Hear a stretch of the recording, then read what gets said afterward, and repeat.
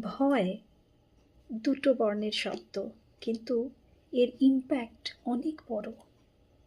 বহু মানুষের অগ্রগতি থেমে গেছে এই ভয়ের কারণে। আমরা জীবনে অনেক কিছু করতে চেয়েছিলাম, করতে পারতাম, কিন্তু আমাদের চলার পথে চলে এসেছে এই ভয়। কারো হেরে যাওয়ার ভয়, কারো ভবিষ্যতের ভয়, কারো আবার সমাজের ভয়। কিন্তু এই ভয়টা কখন হয়? যখন আমরা জীবনের সঙ্গে নয়, মনের সঙ্গে বাঁচতে শুরু করি। What is fear?